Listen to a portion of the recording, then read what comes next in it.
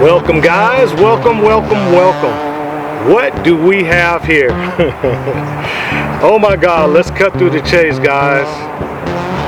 Airforce Tex Rex 457. Before we get started, I'd like to thank Yvette and all the Airforce family, as well as Mr. Hollowpoint for making this project happen. Thank you guys, Let's get into it. So all you guys know, I am a longtime Airforce airgun supporter. I have a lot of Airforce airguns. I believe this is my 10th. I will put that final number somewhere here or here. Anyway, we have the brand new Tex Rex 457. I know you guys have seen Mr. Hollowpoint's videos on the Tex Rex 510. Airforce has put out a couple of small videos, people shooting it, showing you how powerful the gun is. Well, I waited and I got the 457 version. I am really excited about this gun, guys. It's not yet complete. This is not the entire setup. Some things are going to change. I'm waiting on different scope to come in, a different Picatinny rail to come in, and I think a couple other adapters so I can put my Garmin chronograph on here. Anyway guys, let's get to it. All right, so what do we have here? Basically, and I know Airforce is probably going to cringe and say it is not a standard Airforce Texan, but by the outside of it, it is a standard Airforce Airguns Texan. But this is the T-Rex, much more powerful valve. A couple of things are different, guys. Besides the valve, there's also the forearm. So what I like about this, guys, is they actually have now given you a screw, a flathead screw in the power adjuster that stops the wheel from turning.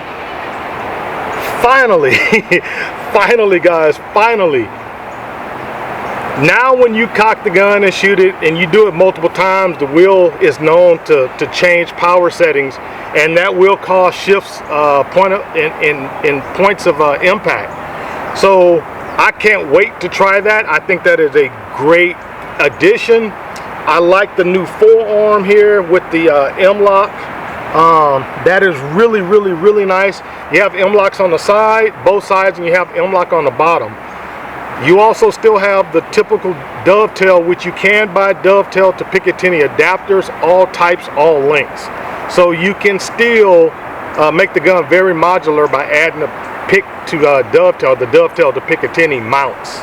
Another thing that I do believe I am going to like is in the valve, they actually give you 3 screws, 4 options. You can either not use any of the screws, you can use the .067, the .059, or the .040. The smaller the screw, the more power the gun makes. No screws, the less power it makes. The bigger screw, it's the power starts kind of coming up a little bit. Then you get to the .059 screw. I would basically call that probably medium, if there's such a thing. And then you have the 040 screw, which gives you the 1,000 foot-pounds that it's rated for. But guys, there's a lot to this, man. There's a lot to shooting this and testing. A lot of video, a lot of time, a lot of daylight is being burned. So we're gonna do it in steps. But anyway, other than that, you now have the carbon fiber bottle, which is now 4,500 PSI rated. That's right, guys. We finally have a full 4,500 PSI rated carbon fiber bottle, and you have valve adjustments. You are able to open the valve more or less now, as well as the tuning wheel, with the tuning wheel having a screw that finally stops it. So all that combined, I'm expecting more accuracy. And the last time I checked, the last time I shot a Texan 457, that gun was accurate, guys. It was accurate.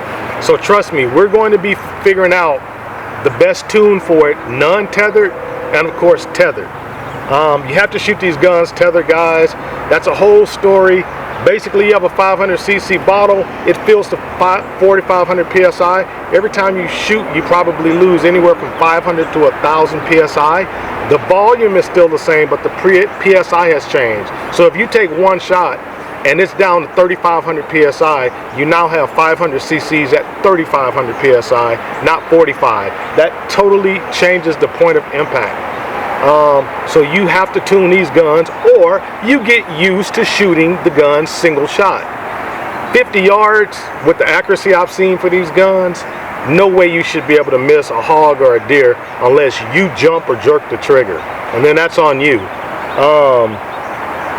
But for people out there that don't understand tethering, you can't shoot a big bore, even a small bore air gun, and expect the consistency to stay the same. Air is going to run out.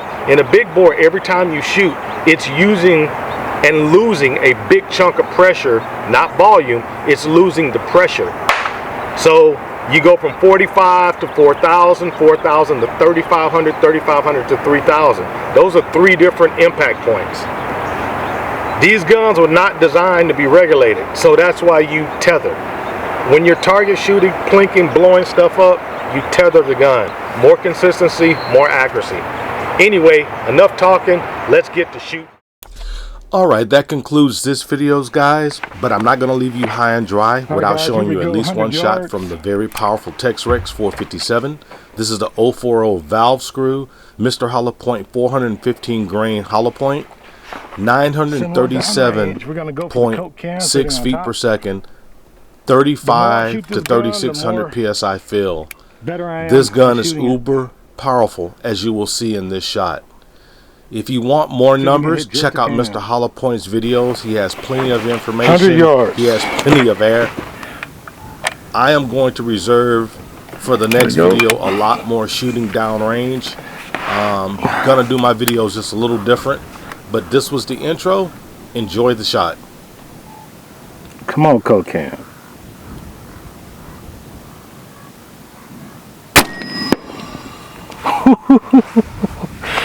(937.6).